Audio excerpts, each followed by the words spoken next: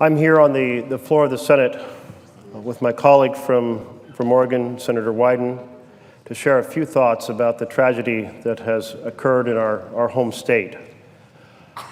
A week ago today, a madman turned a quiet fall day in Roseburg, Oregon, into a day of horror and terror.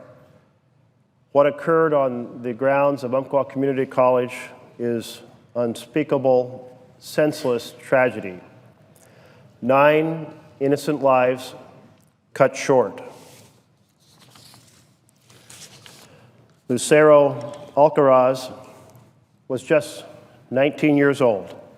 She had graduated from Roseburg High School this last year.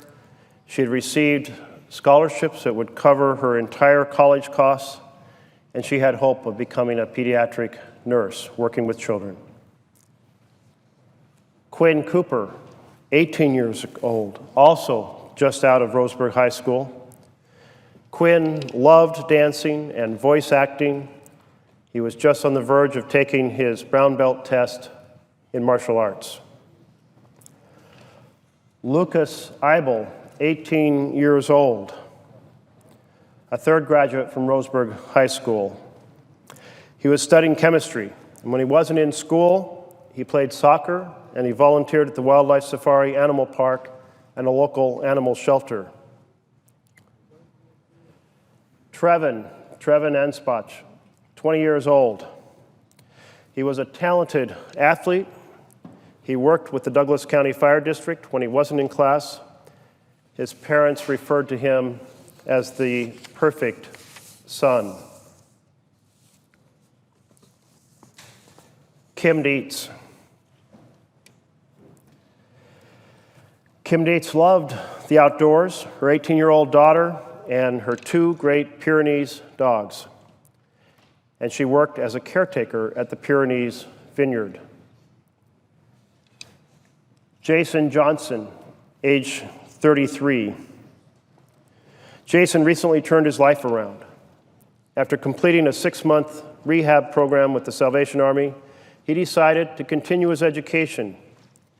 As his mother said, he had finally found his path. Serena Moore. Serena Moore was in her 3rd semester at Umpqua Community College studying business. She was an active member of the Grants Pass Seventh-day Adventist Church and the proud mother of 2 adult sons. Lawrence Levine was the professor teaching the writing class that was assaulted by the gunman. He loved the blues. He loved fly fishing, and writing was his passion. And Rebecca Carnes. Rebecca graduated just last year from South Umpqua High School. And in her picture, she's holding a graduation cap. And the graduation cap says, "And so the adventure begins."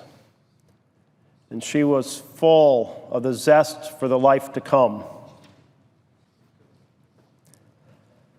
9 upstanding citizens of the community, 9 promising lives cut short.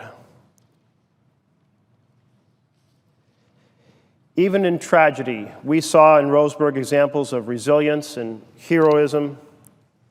The law enforcement officers, the first responders, they proceeded to act quickly, to act competently. There were students like Chris Mintz, who was shot 5 to 7 times seeking to stop the gunman. The sheriff, the county commissioners, the mayor, the city manager all made decisions in a flash to respond and address the unfolding crisis. And they did an incredible job. But there is no job that can repair the damage done, the terror in the fabric of the community, the broken hearts of the families and the community and the Oregonians. This mass shooting will be seared into our memories. The name Roseburg will be remembered on a list that includes Charleston and Newtown and Aurora and Oak Creek and Virginia Tech and Columbine. This is a list of communities and schools that no community or school ever wants to be on.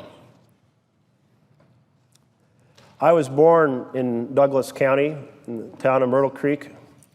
I spent my early childhood there and then in Roseburg.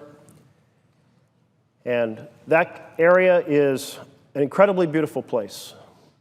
One of the most beautiful rivers in the world, the Umpqua River, and a town that's just the right size, where everyone knows each other and everyone helps each other out.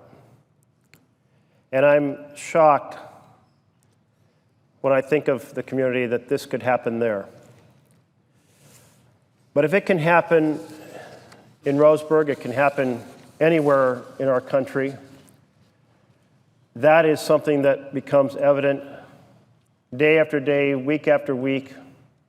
In the course of just 2015, 45 shootings in our schools across the country, 18 mass murders, or roughly one every 2 weeks. And so we grieve the lives lost at Umpqua Community College in Roseburg, and we grieve the lives lost in the assaults across the country. And so we will search our souls to ask ourselves how we might diminish the odds of this occurring in another community. And that conversation will take place here in this chamber in the weeks ahead. I just want to close with recognizing that if we can diminish the opportunity of a disturbed individual to get hold of a gun, and we can increase the opportunity for them to get help, there will be fewer tragedies like this. And with that, I turn the floor over to my colleague, Senator Wyden.